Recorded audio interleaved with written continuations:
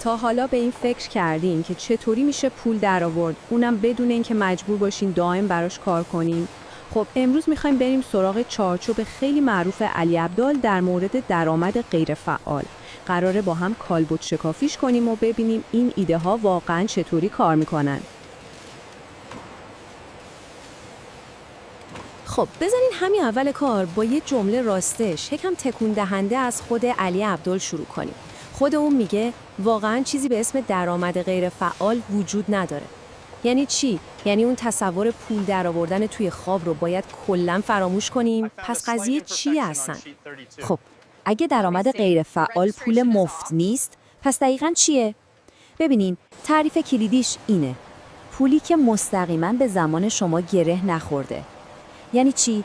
یعنی شما یه سیستم یا یه محصول رو فقط یک بار میسازین، ولی اون سیستم میتونه بارها و بارها بدون حضور مستقیم شما براتون پول بسازه.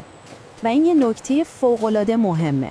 قبل از اینکه خیلی هیجان زده بشیم، باید انتظاراتمون رو واقعی کنیم. خب این روش‌ها قرار نیست شما رو یه شب پولدار کنن.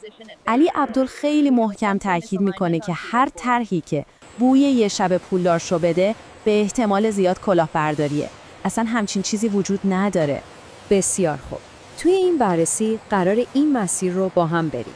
اول فرض اصلی پشت این ایده رو می‌بینیم.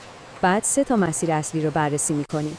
یکی سرمایه‌گذاریه، یکی ساختن مخاطبه و آخری هم خلق محصوله. آخر سر هم می‌بینیم کدوم مسیر ممکنه برای شما بهتر باشه. اصل اساسی همه این داستان‌ها فقط یه چیزه: ارائه ارزش. ببینین پول در واقع پاداشیه که شما در ازای دادن یه ارزش به دیگران میگیرین. حالا کل ترفند درآمد غیر فعال اینه که یه راهی پیدا کنیم تا این ارزش رو ارائه بدیم بدون اینکه لازم باشه خودمون دائما درگیرش باشیم. برای اینکه هر ایده رو ارزیابی کنیم از این ماتریس ساده 3 بخشی استفاده میکنیم.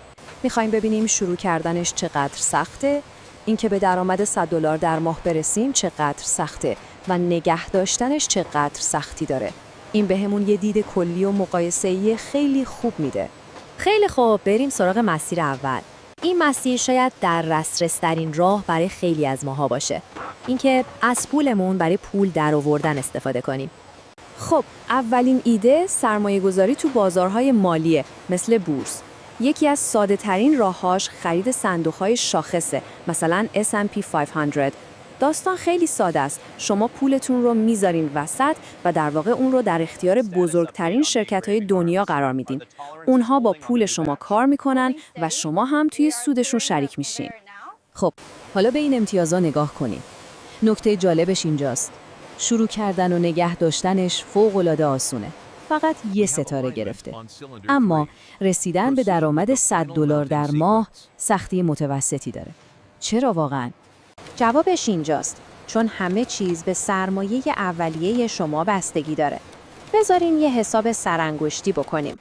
با یه بازدهی متوسط سالانه 10%، شما برای اینکه بتونین ماهی $100 درآمد غیر فعال داشته باشین، به حدود $12,000 سرمایه نیاز دارین. پس سختی کار در واقع جور کردن همین پول اولیه است.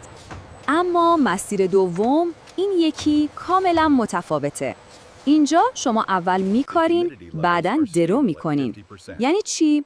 یعنی اول با ساختن محتوای مفید و ارزشمند یه جامعه و یه سری مخاطب وفادار دور خودتون جمع میکنین و تازه بعدش از طریق همین جامعه به درآمد میرسین.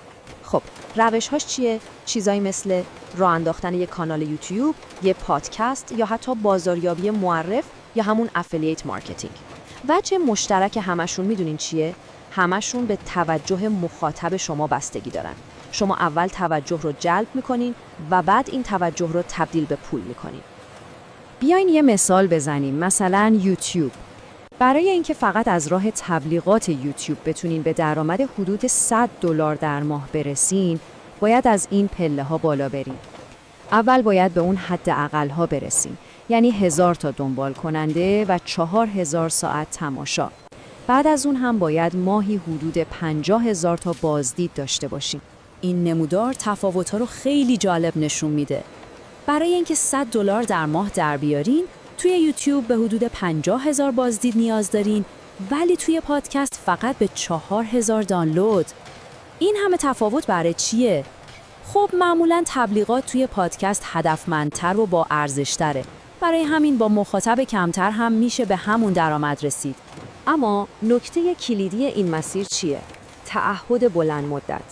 این جمله از علی عبدال کل استراتژی رو خلاصه میکنه. باید محتوای مفید بسازین، هفته یه بار رایگان منتشرش کنین و این کار رو حداقل برای 2 سال ادامه بدین. میبینین این یه مسابقه 2 سرعت نیست، یه ماراتون کامله. و اما مسیر سوم، خلق یک محصول. اینجا شما تمام زحمت رو همون اول کار میکشین تا یه دارایی دیجیتال بسازین. یه چیزی که بشه بارها و بارها فروختش، بدون اینکه دیگه نیاز به کار اضافه‌ای داشته باشه. یه جورایی یک بار بساز، همیشه بفروش. خب این محصولات دیجیتال چی میتونن باشن؟ هر چیزی، از کتاب‌های الکترونیکی و پک‌های آیکون گرفته تا قالب‌های وبسایت و دوره‌های آنلاین. حتی اپلیکیشن و نرم افزار. یه لحظه با خودتون فکر کنین شما چه دانش یا مهارتی دارین که میشه تبدیلش کرد به یه محصول دیجیتال. بیاین دوره‌های آنلاین رو به عنوان یه مثال خوب بررسی کنیم. ببینین ساختن دوره با ابزارهایی که امروز داریم نسبتاً آسونه، اما چالش اصلی کجاست؟ توی پول درآوردن ازش و نگهداریش. چرا؟ چون برای اینکه مردم حاضر بشن پول بدن و بعدش هم راضی باشن، محصول شما باید واقعاً یه مشکلی رو حل کنه و همینطور به روز بمونه. این در واقع فرمول موفقیت توی این مسیره. خیلی هم ساده است. اول یه مشکل واقعی رو پیدا کنین. دوم یه راه حل عالی براش بسازین و سوم اون راه حل رو به کسایی که اون مشکل رو دارن بفروشین. این اساس هر کسب و کار موفقه، چه آنلاین چه آفلاین. خب حالا که با این 3 تا مسیر اصلی آشنا شدیم، میرسیم به سوال مهم. کدوم یکی از این راه‌ها برای شما مناسب تره؟ این جدول همه چیز رو خلاصه میکنه. واقعا باید از خودتون بپرسین منبع اصلی من چیه؟ آیا پول اضافی دارم که بتونم سرمایه گذاری کنم؟ یا زمان و ثبات قدم دارم که 2 سال مداوم محتوا بسازم؟ یا نه یه مهارت یا تخصص خاص دارم که میتونم باهاش یه محصول بسازم؟ جواب شما به این سوال مسیرتون رو روشن میکنه. و در نهایت همه چیز برمیگرده به همین یک سوال کلیدی. این سوال واقعا نقطه شروع سفر شما به سمت درآمد غیرفعاله. از خودتون بپرسین من چه ارزشی میتونم ارائه بدم که مستقیما به زمانم وابسته نباشه؟